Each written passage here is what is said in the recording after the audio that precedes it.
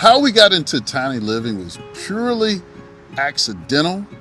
We literally were living in our home, 3,000 square feet, working our butts off every day, and we were sort of kind of ships passing in the night because we were working to make a life for ourselves, for our children, things of that nature, but we weren't really enjoying our home. We weren't really enjoying our neighborhood and things of that nature. And long story short, we decided to move out of our 3,000 square foot home and move into an RV and start over again and see if we could do things a little bit differently under different circumstances.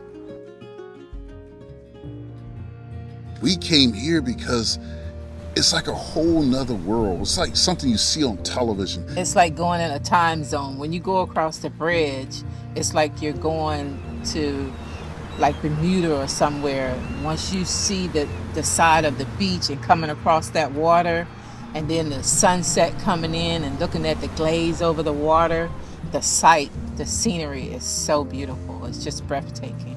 It's like this is the reward. When you come over here, it's a whole nother world. It's truly amazing.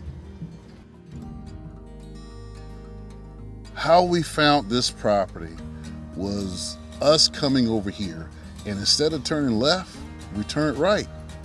And we found this property pretty much abandoned. All the property here, all the houses were in complete disarray. It was a Esso auto court.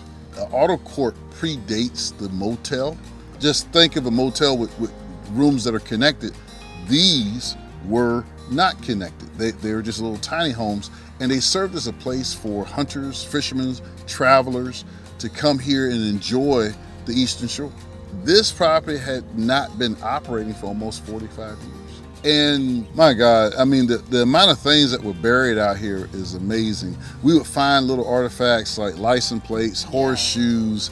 We also found a Texaco sign. Yes, yeah, we found a Texaco sign buried in the backyard. The houses were in very bad shape, but the bones were still there. Yeah. The bones of the houses were still there, which gave us enough to really work with. The structure of the houses were very unique. And I think one of the reasons why that was because the granddaughter was telling us that her grandmother used to like to paint the houses. She painted them all the time. So I'm thinking that's another good reason why the wood was savored. We couldn't have done it had not been for Miss Hogg, which is the grandchild of the original owners. She came by, introduced herself to us, and gave us some ideas of what this place looked like. We had no idea what it originally looked like. See, we had this thing called a vision board, and that vision board was goals that we had set up for ourselves. And there was always a tiny house village on that wall. We kept it in our kitchen, in living room. We always saw it wherever it was. And I do believe if it wasn't for that vision board, when we saw this in the woods, we wouldn't have recognized it. Now I have to admit, it was very clear to her. Yes. Right. Very stop. There it is. Those little houses over there. Don't you see them? And he was like, see what? I'm like, there they are. They're right there.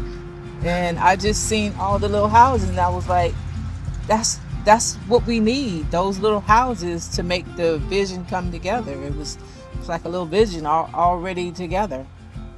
She was pretty excited. The reason why we bought it is so that we could share our experiences with other people.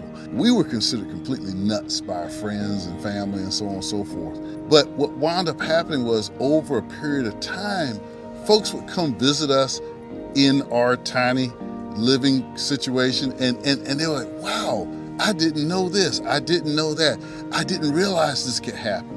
When they saw us traveling more, eating out more, experiencing more things together, us spending more time together. And we wanted to share this with other people so they could see it for themselves. Tiny living answers and checks the box for a lot of things in our lives. And I have to believe in a lot of other people's lives, at least from what people tell me. And I encourage people, if you're in that point in your life that you want to change, you're tired of the rat race, going tiny just opens the door for things that we didn't expect. And I'm quite sure it'll be the same thing for other folks.